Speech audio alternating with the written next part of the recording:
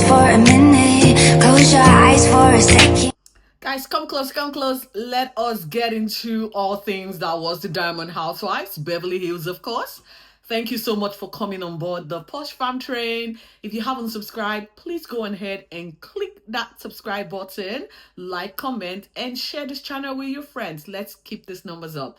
With that being said, let's get into the talking point that was this episode of the Real Housewives of Beverly Hills. Now, there were a few moments that I will be talking about that gave us the talking point. And I will categorically give my own personal biased opinions regarding Dorit's unraveling emotional turmoil that is this season of the Beverly Hills Housewives. Now, we can take this back 4 seasons to Erica's erratic behavior and emotional lack of emotional intelligence, and how her divorce legal woes gave her the premise to be a nasty person on the show. And it appears that Dorit is pretty much reading off of Erica's playbook, because her behavior this season is quite despicable.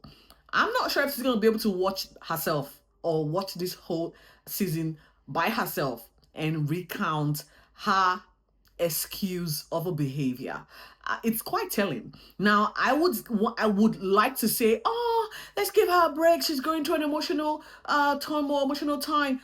No, we should stop making excuses for bad behavior. Now, a lot of women the divorce rate, there's a reason why it's 58%. And if every 58% of those of us who have gone through separation and divorce act like this, I think a lot of us will probably be needing psychiatric help, because quite clearly, Dorit, instead of taking the playbook from Erica's bad behavior, she needs to replicate Erica having to have a shrink on speed dial to help her manage her behavior, because what she's displaying on TV is quite categorically unacceptable. She's using words. She is pretty much just it's like a hyperbole. I don't even know how to use my adjective, because I have none to describe this woman's despicable act on TV. Now, let's get into the talking point that was episode 5.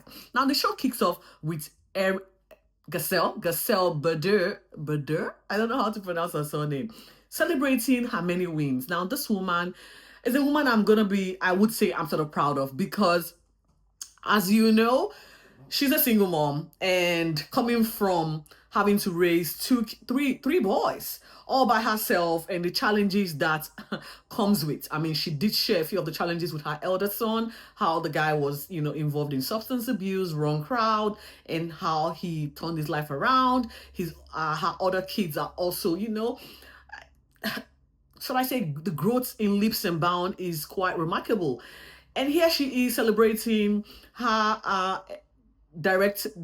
executive director debut on her recent movie that I don't know if she's finished shooting, or she's still shooting, but it's one of the sit down moments with her and with us, just watching this woman just shine a little bit brighter and breathe a sigh of relief. She's also completed her beach house, and we're going to talk about that, because there was a few talking points from the sit down between her and Sutton at the beach house. But first things first, we're going to get to Sutton. Sutton is visiting Jennifer. Now, I don't know if Jennifer is still a friend of the show, or the role has now convoluted to her being a castmate, permanent castmate, because she is hosting Kyle and Sutton at one of her many abodes. Now, Jennifer is quite a character. If you watch her on the show, you would understand why I am classifying her as a character.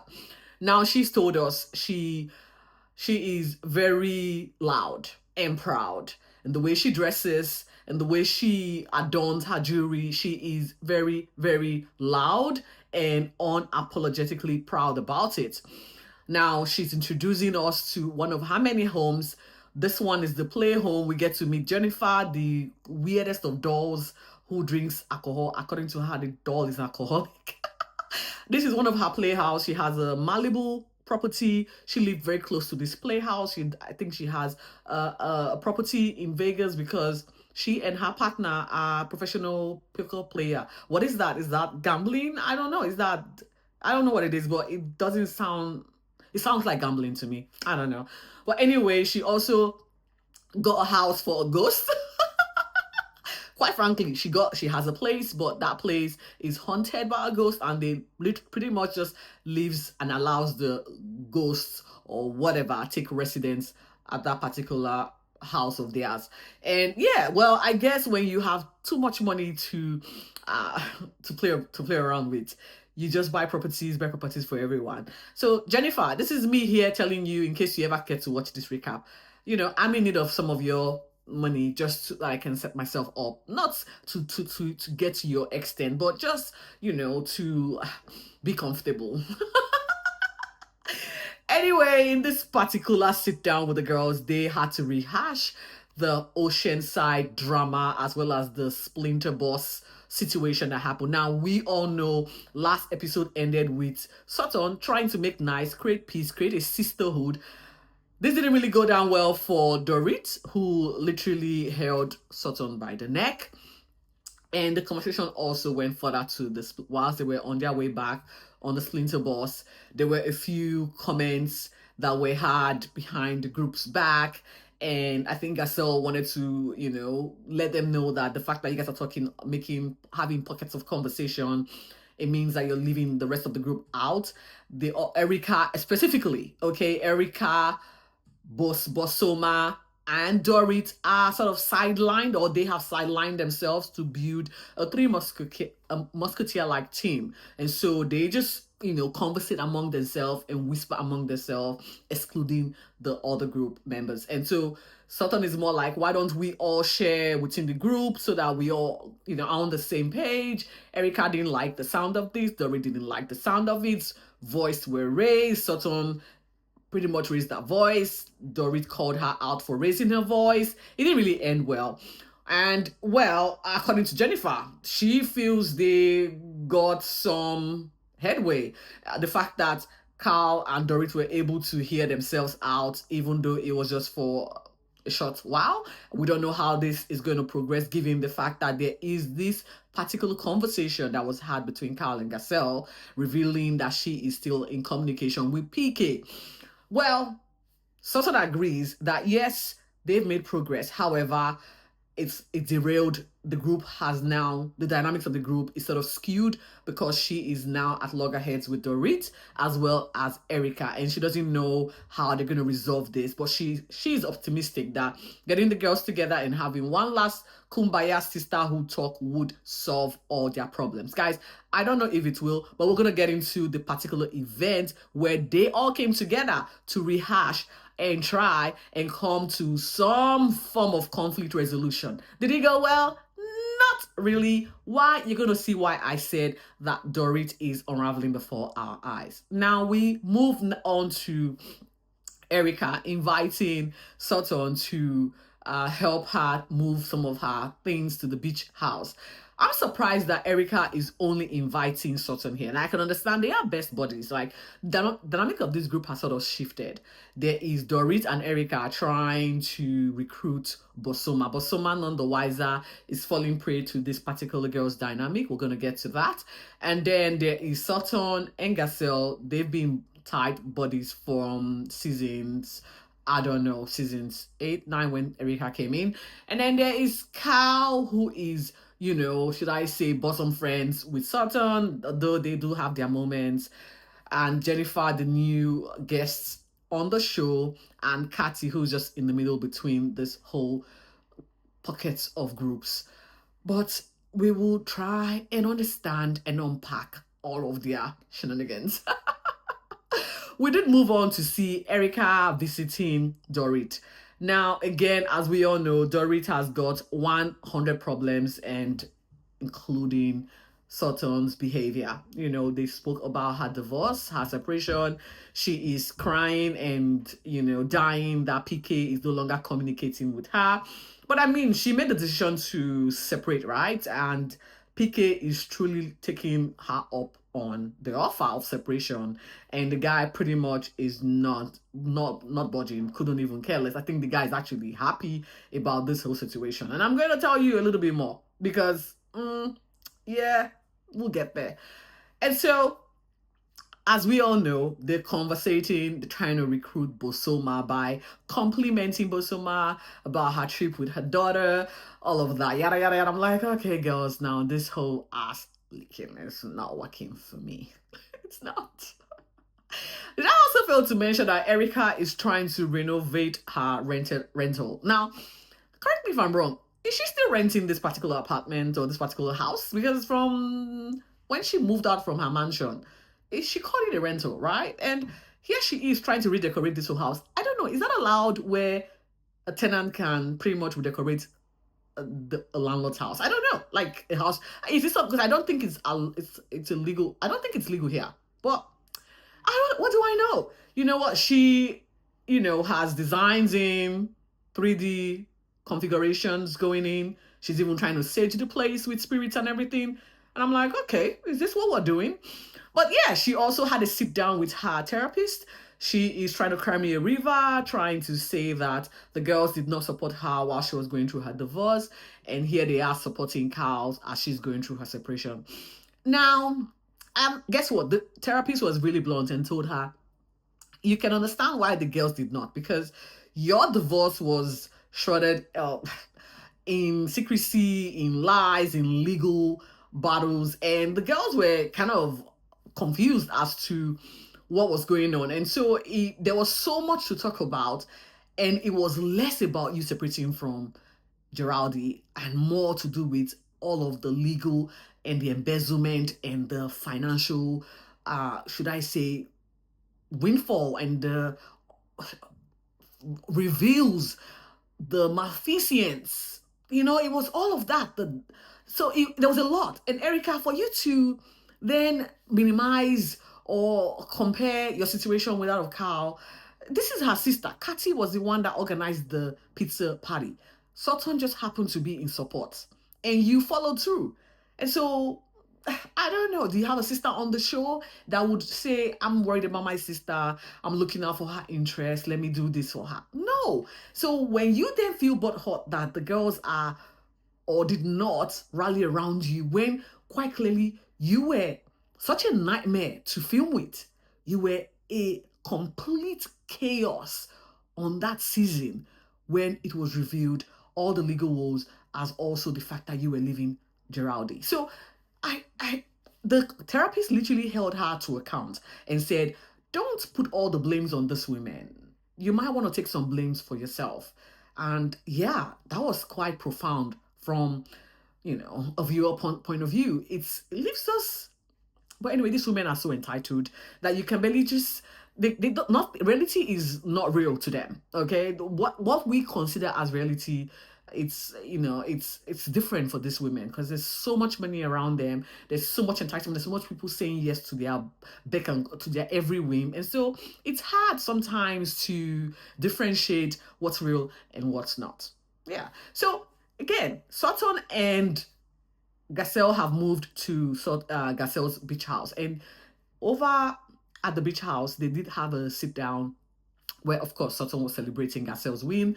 And then the conversation went on to the robbery incident that happened a few seasons back at Dorit. Now, we know Garcelle has a personal opinion, a very strong one, about the robbery itself. She's come on to make it clear that she doesn't think Dorit was involved, but she does feel someone is involved. Now, I'm going to put on my alleged cap here and say, I think I understand what Garcelle is saying. Because allegedly, security guys, a particular housewife was on this franchise. The husband had a security company that, did some security features for some of these housewives. I'm not going to call their names because, again, I'm alleging. And right after this particular security features was installed, there was robbery left, right, and center in each of the properties. And then the final property that was robbed just not long from last 2 seasons ago was Dorit's. And so I do understand where Garcelle is coming from. Is she also alluded to the fact that maybe allegedly PK might be involved. Who knows? I don't know. She's alleging. We don't know. Well, she didn't call any names, but again, this is me just speculatively saying I can see that, because this particular separation and divorce has got a lot of financial undertone to it. PK is broke. PK has a few legal challenges on his belt. And so it is not far-fetched to say the reason why Dorit is cutting him loose is because she wants to safeguard what's left of her property and financial standings at the moment. And as you know, Dorit have got a very high taste. You know, the lifestyle is lavish, and this lifestyle costs money. You know, you can see the vintage Gucci outfits she wear, the vintage LV glasses she's putting on, and I still don't know what she does for a living. She has flaunted a few swimsuits frank business venture that remains to be seen if he's making any money or if he's still in existence. So I don't know what she does apart from being a housewife. Okay, so with all this money that's been expended, you have to understand that is there a pit where you can manufacture the money when you're not earning it? Something needs to we need to know. So a lot of, for me, their reason is very financial, if I would say so. Well, we move on from these ladies to the final. I think this was where the whole unraveling became very pronounced for Dorit. Kyle decides to host a denim party. Now, for Kyle, she is hosting her first denim party post Mauricio. And Camille, if you remember Camille from season 1, season 2, she's a friend of the show. She's a friend to Kyle. She has also gone through a big, massive, celebrity style breakup. And so she could understand and relate. However, Kyle feels that her own divorce and separation is quite unique and different to what Camille went through, pretty much saying that Camille is deflecting. Well, Kyle, you can be living in your bubble, except this particular divorce is very stage managed, or you and Mauricio agreed to let him enjoy 2 years of single life whilst you guys figure out what your marriage define what marriage feels like. Again, there's open marriages here and there nowadays, so we can't really judge. And I still maintain the fact that this particular divorce might actually not be. It might be, for storylines, because these women, they do anything for money. They do anything for attention. They do anything to stay in the limelight. So it's quite interesting that she feels her the divorce and separation is quite unique and different to what Camille went through. But then again, we're not judging. So the girls arrived at this particular event, and we could see Dorit, Erica, and Bozoma having to rehash the event from the splinter and how Bozoma wanted to have a tribal council, and no sooner has she said that, the girls gathered for the tribal council. And this is where Sutton again, had held the mic to give her, very infamous speech. She hadn't gone 2 minutes into this speech where she was talking about what she meant during the bus drive and how she felt it came across. And before you know it, Dorit, couldn't contain or control herself. She started yelling at Sutton for yelling. Imagine the hypocrisy. Sutton, you're yelling at me, you're raising your voice, but then you go on to raise your voice trying to represent yourself or clear the air. It's quite hypocritical. And I'm like, go figure. Pot calling the kettle black. She did, silence Sutton. I just felt sorry for Sutton, because for me, I would not stand for a woman yelling at me and telling me not to yell. Oh my God, I will be on the table and yelling from the rooftop until you shut up. But again, I really don't know the dynamics here. So are they playing on our intelligence? Maybe. It got to a head where Sutton decided she was going to go low blow by saying, you're angry at your life, you're angry at your current state, and I quite frankly agree. Sutton is a single, I think she's one of the richest amongst the group, if I'm not mistaken. She's single.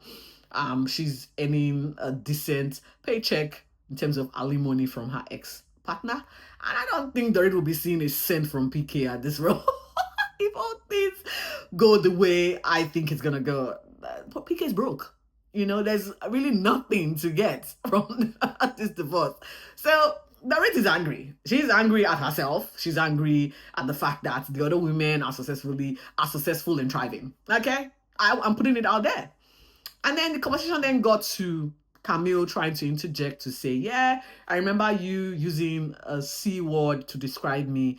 And before she finished, Dorit went on to repeat this word 5 times, if not more.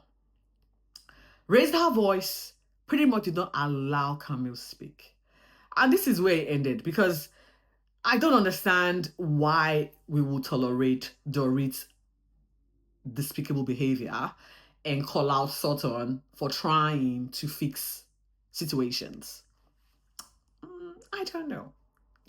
At this event, Garcelle did reveal to Sutton that Carl told her about the fact that PK is in contact with her. Now, Sutton doesn't see any wrong in this. However, Garcelle feels very differently, and I think a lot of women will feel very differently about this particular situation. It remains to be seen when it will be revealed to Carl. And yeah, I cannot wait. Now, what do you guys think? Again, personally, Dorit is unraveling before our eyes, and her behavior is quite unacceptable. Someone needs to recommend Erica's therapist to her ASAP before she loses her marble on air. That's it, folks. Did I miss anything? If I did, please come on the comment section and share your thoughts and opinion. With that said, I'll see you here on the next episode. Stay safe and remain focused, guys. Happy holidays. Bye.